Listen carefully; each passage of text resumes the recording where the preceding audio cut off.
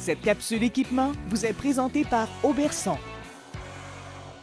Comme plusieurs d'entre vous, j'ai découvert la randonnée alpine au cours des dernières années. Julien, tu vas nous parler de fixation, une partie très importante de l'équipement. Effectivement, une partie très importante de l'équipement qui va vraiment complémenter, si on veut, le reste de l'équipement aussi. Premièrement, pour chaque personne qui se lance au niveau du touring, c'est hyper important de se poser les bonnes questions. Ouais. Premièrement, qu'est-ce qu'on cherche à faire avec l'équipement, à quelle fréquence qu'on va en faire.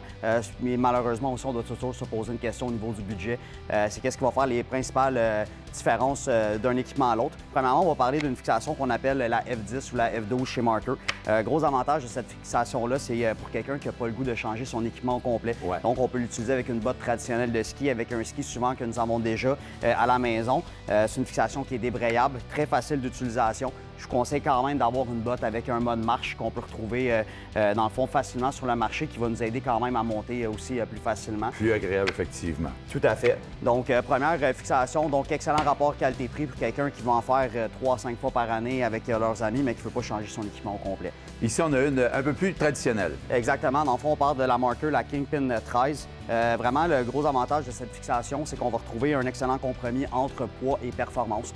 Donc, quand on regarde au niveau de la butée à l'avant, c'est une butée qui est quand même relativement assez petite et légère, ce qui va vous permettre, en fait, de faciliter au niveau de la montée. Naturellement, on a quand même un bon relâchement au niveau de la bottine.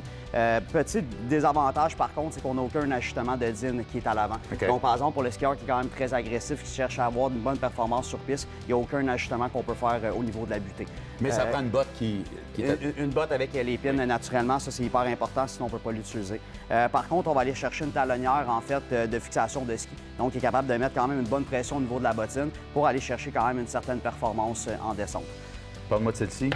La fameuse Shift, principalement la fixation la plus vendue, une des plus populaires aussi sur le marché.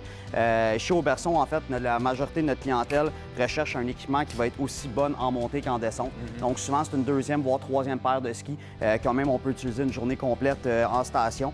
Le gros avantage de la fameuse fixation Shift de la compagnie Salomon Armada et Atomic, c'est que c'est une fixation qu'en mode ski, c'est comme une fixation traditionnelle. Ouais. Donc, on a une fixation avec une din qui est à l'avant et à l'arrière. La fameuse din, c'est par rapport au poids, grandeur, âge, style de skieur de la personne. Donc, c'est un relâchement qui va être propre à chaque personne.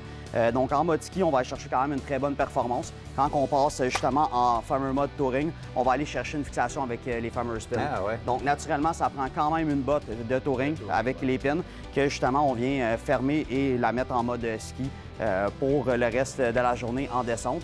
Parlons de celle-ci, c'est la Cadillac. Oui, il faut faire attention, en fait, au niveau de cette fixation-là, c'est la Cadillac, tout dépendamment de chaque personne. C'est la Cadillac pour le type de skieur qui cherche autant de performance en montée, mais énormément de performance en descente.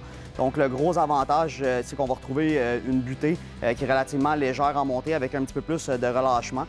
Par contre, quand on arrive en haut de la montagne, puis on a quand même une grosse ligne à faire ou à sauter un cliff ou quoi que ce soit, pour les gens qui sont quand même assez courageux, on vient seulement remettre cette partie-là au niveau de la fixation qui nous permet de maximiser la performance en descente. C'est vraiment ce qui se fait de plus performant présentement sur le marché dans une fixation de touring ou de randonnée alpine, si on veut. Toujours intéressant, Julien. Merci beaucoup pour ces judicieux conseils. Ça fait bien.